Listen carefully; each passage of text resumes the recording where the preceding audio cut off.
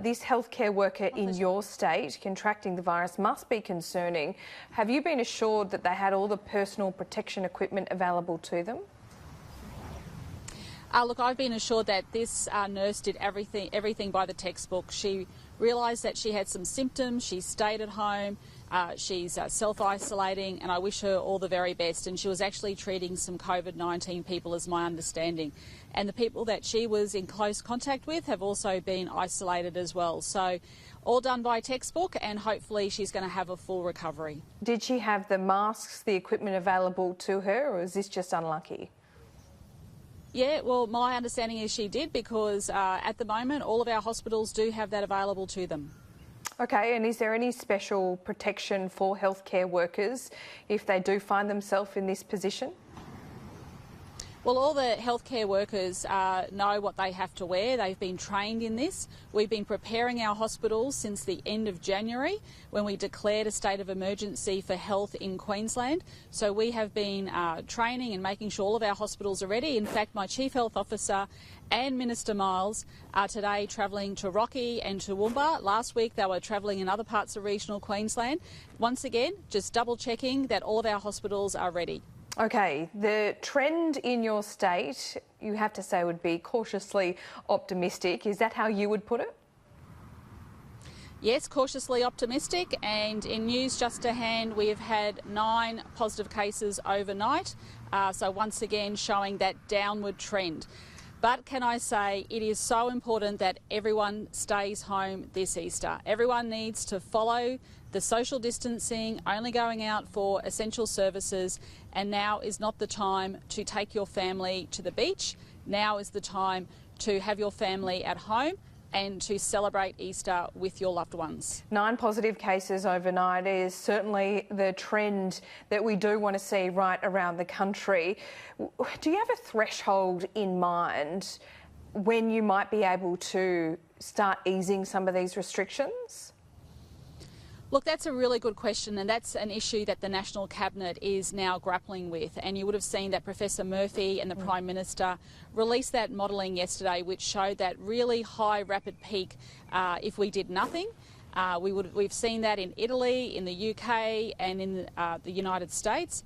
But what we are showing very clearly in Australia is that we are starting to flatten that curve. Now, what that means is it means that the pandemic will run longer, but it will mean that our hospitals will be able to cope. So social distancing, quarantine and isolation are really, really important.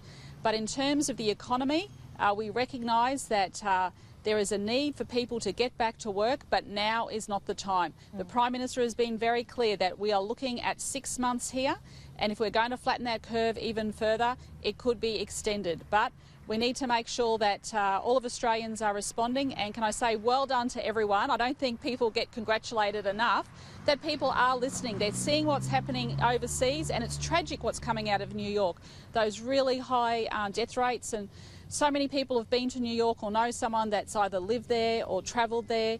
And I really feel for them at the moment, as I do for all the other countries that are experiencing those rapid spikes where they're really pushing their health workers and their hospitals to the brink. So let's keep it under control, let's keep working together, and let's not undo all of that good hard work over this Easter period. This Easter break is absolutely critical. We saw what happened in Italy. In Italy, the weather was great, everyone went skiing, they were in confined spaces, and that added to the rapid acceleration of that virus.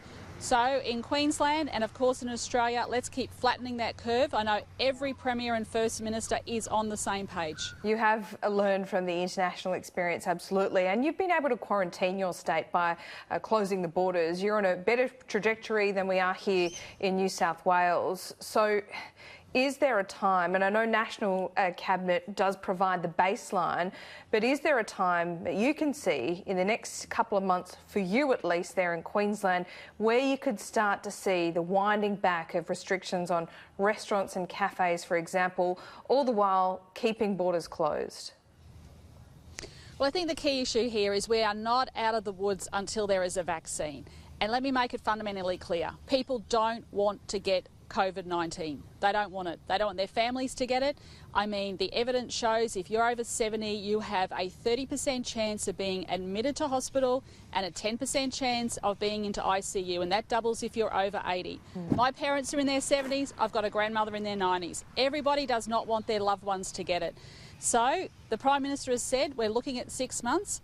Let's see how we go after 6 months. But you may find that in parts of the country there are places where they are COVID-free, and there may be some mechanisms that some of those areas will be able to get back to work faster than other areas. So I don't think it's a one-size-fits-all approach. I think you're going to see different things in different states into the future. I hope I've explained that as clearly as I possibly can. Yes, you have, and not to get too complacent, but you're saying that for now they will remain in place and they are working. Now, not to verbal you, of course. Now, let me ask you about the Jobseeker and JobKeeper payments. This has been done by the federal government, of course. It will cover millions of workers during this period of really tough economic hardship. Are you concerned, though, that some are still falling through the cracks and won't receive either payment?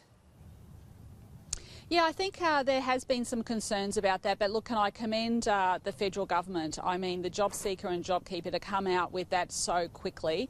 I think we need to make sure that our casuals are being protected. We've launched our own $500 million fund looking at workers that we might need to supplement our workforce for what we're doing into the future. But I think everyone has been working cooperatively, and I think this is the first time you've ever actually seen it in Australian history. But isn't it wonderful to see everyone working together with the best interests of workers at heart? It's something I haven't seen before in my lifetime, and it's wonderful to see both the government and the opposition sitting down and working these things out. Would you argue for this to continue well beyond this crisis if it's working so well? Well, I think some people have already raised the fact that the National Cabinet should continue working after this crisis. Exactly. It's worked incredibly well. And, you know, it's not unusual for us to pick up the phone or text other premiers or first ministers just to see how they're going as well. So there's a lot of cooperation happening. And once again, I do give credit to the Prime Minister for the way in which he chairs those meetings and brings everyone together. Well done. Perhaps the same spirit should be put in and instilled at COAG, but that's another matter. Just finally, before I let you go, Premier, yes. I just want to ask you about some of these workers who are potentially falling through the cracks. Are you considering another package, perhaps at a state level? I know you have a lot of casual workers, for example, that work in the tourism industry. New South Wales has done a similar thing where they've put forward grants for small businesses. Are you doing the same? Yeah, we've got a $2.5 billion workers and business package, so there is opportunity there for not just our tourism operators but employees to work. And I think we all need to look as a whole across government and see where there are people that are slipping through, and we need to make sure that we are giving them support through this time, because as the Prime Minister said, it's basically putting the economy into hibernation, and we want the economy to be able to come out of that hibernation at the other end. And if we go in with that principle and we treat everyone equally, we'll get through this. But also too, let me make it very clear, there are a lot of distressed people out there. I think sometimes that gets overlooked. You can talk about the numbers, but there are a lot of distressed people whose livelihoods have suddenly been turned upside down, and people don't know what's going to happen into the future. If we can give them some security that says we can get through this together, we can come out the other side, I think that holds us in good stead into the future. So where there are people slipping through the cracks, we need to make sure that we capture them.